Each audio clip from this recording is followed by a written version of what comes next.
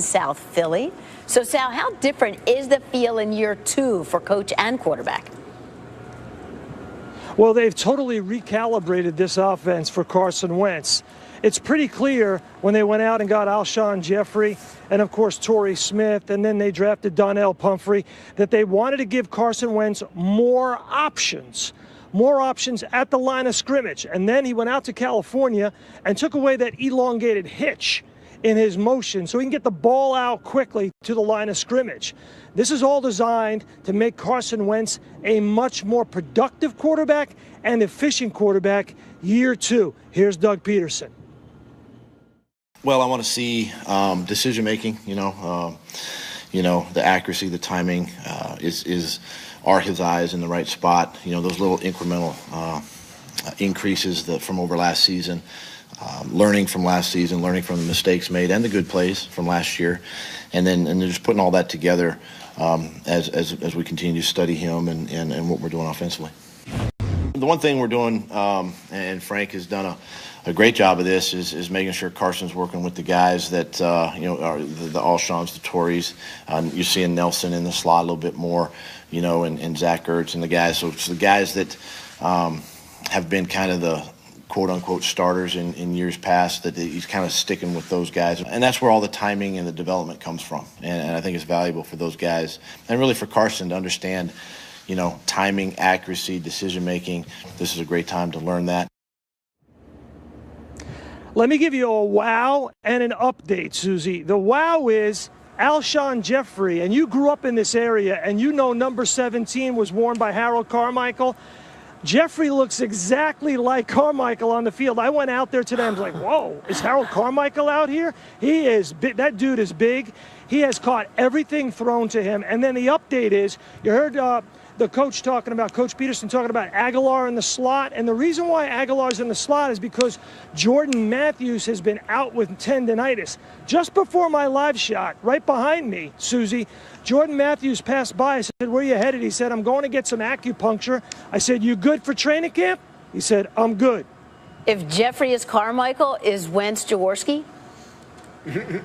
Yes. I think Eagles fans would be okay with that. All right. That's yes. Sal Paolantonio from Eagles camp. It's sort of like the Saints earlier. We talked a lot of offense, and then really it comes back to the defense, right? They fortify with free agency in the offensive side, but the defense was draft, right? Yeah, I mean, they need to develop some more pass rush. So they got some more pass rush in the draft, but really the secondary is still the concern, Susie. The corners are still the concern because everyone can light it up through the air. That's all we talk about all the time. Teams can put up Star Wars type numbers now throwing the football, and corner is still a concern for them. The one thing that's interesting, flipping back to the offense though, to hear about all these weapons and how people are excited about guys like Donnell Pumphrey and Alshon Jeffrey though, is look, LeGarrette Blount is really going to be the one who helps Carson, I believe, the most, because what better way can you develop timing and accuracy than if you have a big old boy like that behind you who you can turn and hand the ball to, and he can get you 3-4 yards and out, 2nd and 6 or 2nd and 5, and now you can open up the entire playbook and take some of the pressure off Carson, where last year he didn't have that.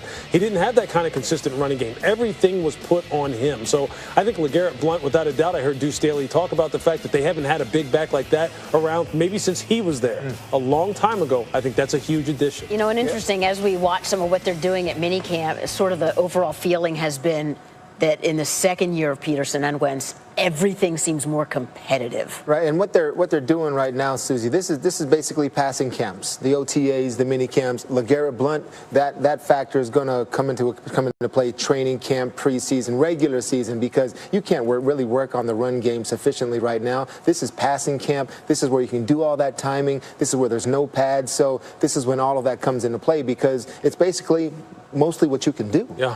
And you go back to the defense that you mentioned. They're playing in a division with Odell Beckham Jr. and Brandon Marshall and Sterling Shepard and Des Bryant and Terrence Williams and Cole Beasley and Jamison Crowder and Terrell Pryor. They're going to need some cornerbacks. And the cornerback they drafted has a chance to be really good, Sidney Jones. But there's a chance he may not be ready at all this year. They had a first-round grade on the guy. And if he's healthy, he may arguably be one of the first cornerbacks off the board. But they're going to have to wait on him to get healthy. They're prepared to do that because of how good he is. But in the interim, their first-round pick, Derek Barnett, better be getting some pressure. Yeah, there's no look. The pass rush can really make the secondary look a lot better. We all know that. And Rasul Douglas is another one who they drafted in the 3rd round. Who will just they need those guys to come on and play. And I understand with Sidney Jones, but Rasul Douglas, they have to come on and play because this is this year.